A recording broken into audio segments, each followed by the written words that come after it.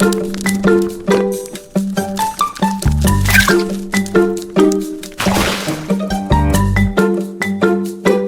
dear children. How are you all? Hopefully, you all are happy, healthy, and excited for our today's story. So, without delay, let's begin. Our today's story is from ancient scripture. It is about Pippala, the Rishi Dadhichi, and Shanidev.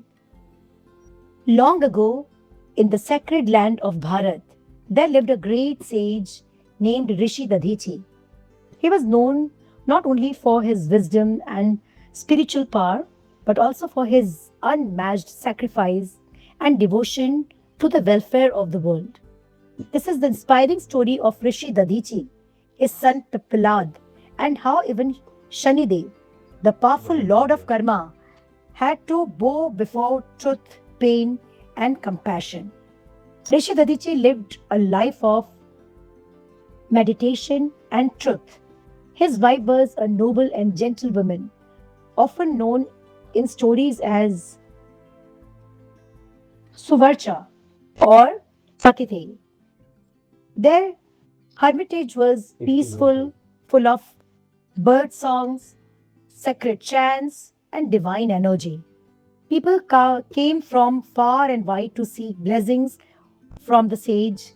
His heart was pure, and his tapasya had made him immensely powerful. But the world outside the hermitage was not peaceful.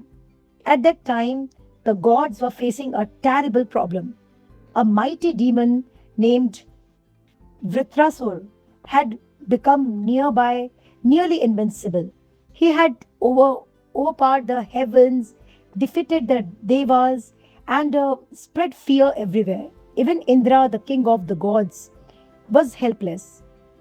The devas went to Lord Vishnu and asked, Prabhu, now can we defeat Vritrasur? Lord Vishnu said, there is only one way. A divine weapon must be made from the bones of a perfectly pure and powerful sage. Only then can Vritrasur be defeated. That sage is Rishi Dadhichi. The devas were stunned. How can we ask such a thing? They whispered. To save ourselves, must we ask for the life of such a noble rishi? Still, with heavy hearts, they came to Dadichi's ashram.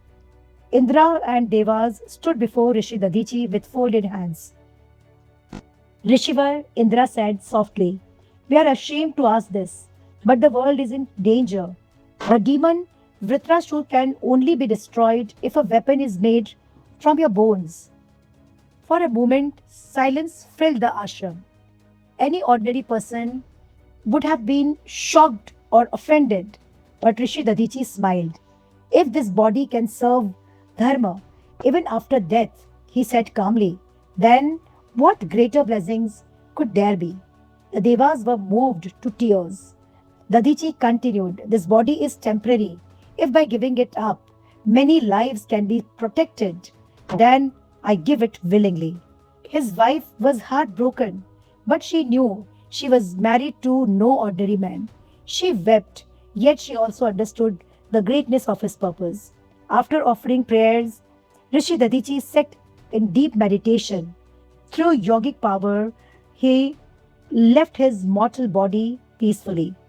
The Devas, with utmost reverence, used his bones to create the mighty Vajra, the thunderbolt weapon. With that divine weapon, Indra defeated Vritrasur and restored peace in the heaven. The world was saved, but one life had changed forever. At the time of Daditi's sacrifice, his wife was carrying their child. She was devastated beyond words.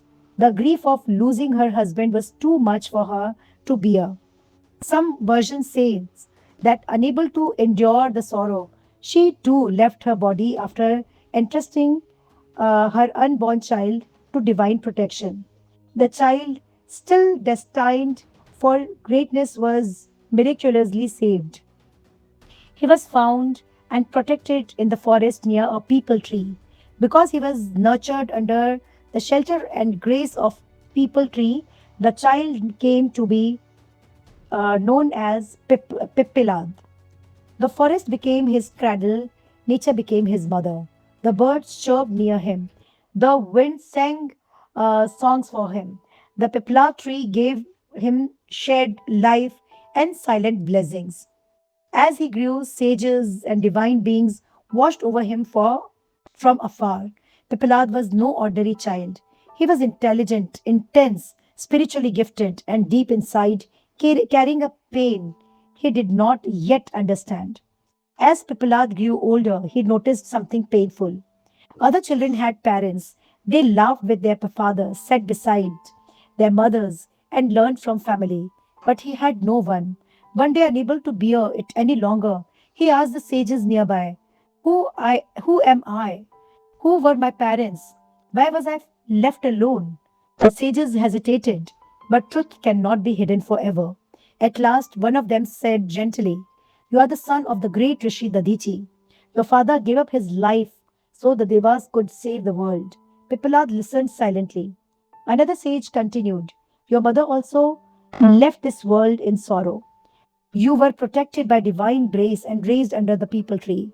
Pipalad's eyes filled with tears. At first, he felt proud. My father was so great. But very soon, that pride turned into anguish. Why, he cried. Why? Why did this happen to me? Why did I have to lose both my parents? If my father was so noble, why was his son left to suffer? The fire of sorrow turned into anger, and anger always searched for someone to blame. Piplat began asking deeper questions. Was it fate? Was it karma? Was it destiny? The sages told him that the planets too influence the unfolding of karma. Among them, Shanidev, the Lord of discipline, justice, consequences, and karmic results, is specially powerful. Some versions of the story say Pipilat came to believe that Shani's harsh influence had played a role in the suffering of his family. This thought settled in his heart like a burning coal. If Shani causes so much pain, Pipilat thought, then I will confront him. He was not merely angry, he was wounded. And wounded hearts can become very fires. Pipalad was son of Dadichi. The blood of a great tapasvi flowed in him. He went into the forest and began severe pinak. He stood in the heat of the sun. He meditated through storm and cold. He ate little, spoke little, and poured all his energy into one resolve: I will gain the power to change Shani. Years passed. His tapasya became so intense that even the god grew uneasy. The earth trembled with the force of his pinak. Fire, like energy, radiated from his body. His eyes shone with determination and pain. At last, divine powers answered his austerity. Pipalad gained immense spiritual strength. Now he was ready.